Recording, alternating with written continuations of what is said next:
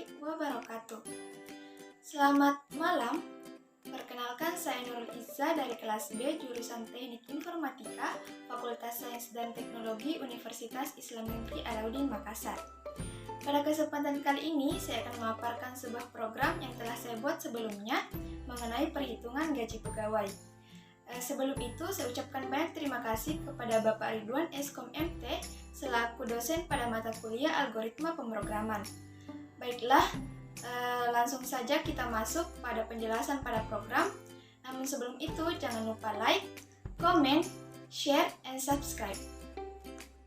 Baiklah, langsung saja kita simak pemaparan pada program yang telah saya buat.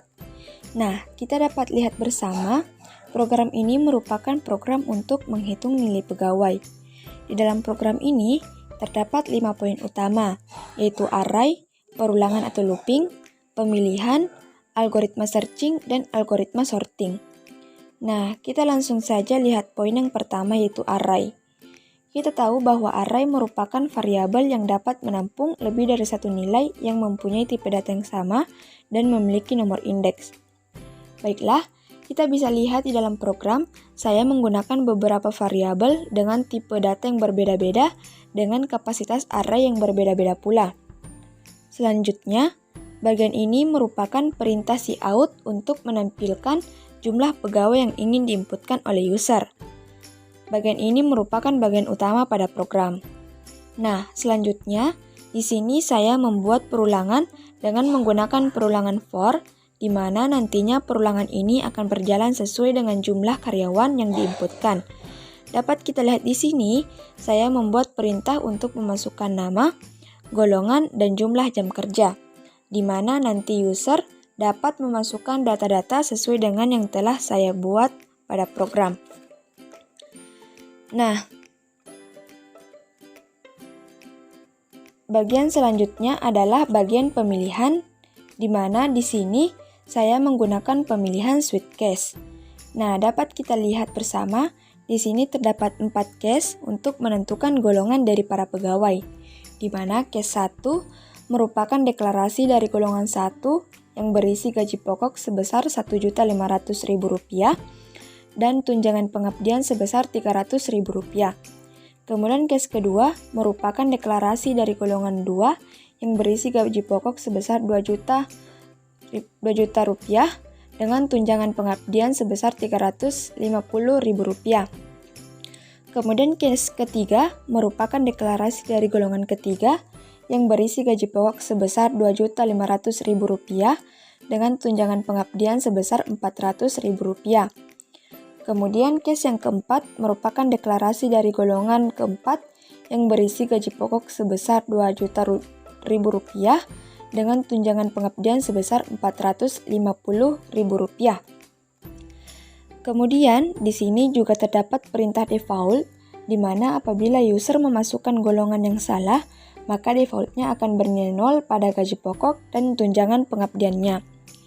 Di sini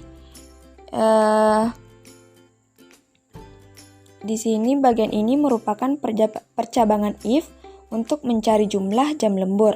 Di sini saya membuat kondisi jika jam kerja yang diinputkan oleh user lebih besar dari 173 jam, maka jam lembur dapat dihitung dengan rumus jam lembur sama dengan jam kerja dikurang 173 jam. Jika tidak memenuhi kondisi tersebut, maka jam lembur akan bernilai 0. Pada bagian ini merupakan rumus-rumus untuk menentukan gaji lembur, pajak gaji pokok, pajak lembur, total pajak, dan gaji bersih, di mana rumus dari gaji lembur sama dengan jam lembur dikali 25.000, kemudian untuk pajak gaji pokok sama dengan 0,01 dikali gaji pokok, kemudian pajak lembur sama dengan 0,01 dikali gaji lembur, kemudian total pajak sama dengan pajak gaji pokok ditambah pajak lembur. Dan yang terakhir adalah gaji bersih sama dengan gaji pokok ditambah tunjangan pengabdian ditambah gaji lembur dikurang total pajak. Nah, pada bagian ini merupakan perintah untuk menampilkan program menghitung gaji pegawai. Untuk menampilkan data yang tersimpan di dalam array, kita gunakan perulangan for kembali, di mana bagian ini terdapat perintah untuk menampilkan nama, gaji pokok, gaji lembur, pajak gaji pokok, pajak lembur, total pajak, tunjangan pengabdian, dan gaji yang diterima. Nah, bagian selanjutnya adalah algoritma searching, di mana algoritma searching merupakan pencarian suatu data dalam sekumpulan data. Nah, pada program ini, saya akan mencari nilai gaji bersih para pegawai. Langkah pertama adalah dengan membuat perintah perulangan for dengan syarat pendeklarasian K sama dengan 0, K kurang dari 10, dan K diinkremenkan. Kemudian buat perintah untuk memasukkan nilai gaji bersih pada variabel nilai gaji bersih. Setelah itu, buat kembali perintah for dengan syarat pendeklarasian L sama dengan 0, L kurang dari 10, dan L diinkremenkan untuk menampilkan nilai gaji bersih. Kemudian, masuk pada pencarian menggunakan sequential search, di mana metode sequential search merupakan proses pencarian data dengan metode pencarian langsung. Pada bagian ini, kita masukkan perintah untuk mencari nilai gaji bersih yang diinginkan. Dengan menggunakan perintah cout, masukkan nilai gaji bersih yang akan dicari, kemudian sin pada variabel nilai cari. Setelah itu, buat perulangan for dengan syarat pendeklarasian M sama dengan 0, M kurang dari 10, dan M diinkremenkan, dan diberi percabangan if dengan pendeklarasian nilai gaji bersih pada indeks M sama dengan nilai cari. Maka, masukkan perintah nilai gaji bersih ditemukan di indeks flag sama dengan 0. Dan jika flag sama dengan 0, maka akan menghasilkan perintah nilai gaji bersih yang tidak ditemukan. Dan bagian terakhir adalah algoritma sorting, di mana sorting adalah pengurutan data. Pada program ini, saya memilih untuk mengurutkan nilai gaji bersih terbesar ke yang terkecil, di mana proses pertama dengan menggunakan perulangan for dengan syarat pendeklarasian X sama dengan 0, X kurang dari 3, dan X diinkremenkan untuk memasukkan perintah masukkan data ke dengan menggunakan cout, kemudian sin pada variabel data indeks X. Kemudian, untuk menampilkan data sebelum diurutkan, gunakan perulangan for dengan syarat pendeklarasian Y sama dengan 0, Y kurang dari 3, dan Y diinkremenkan.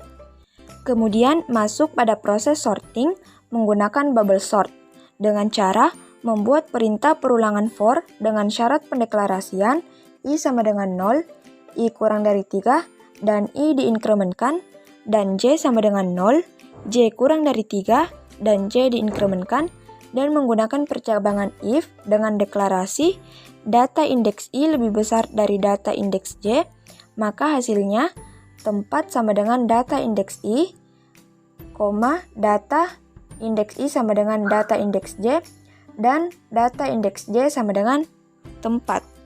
Kemudian, untuk menampilkan data setelah diurutkan, buat perulangan for dengan syarat pendeklarasian Z sama dengan 0, Z kurang dari 3, dan Z diinkremenkan, kemudian cout, data indeks X.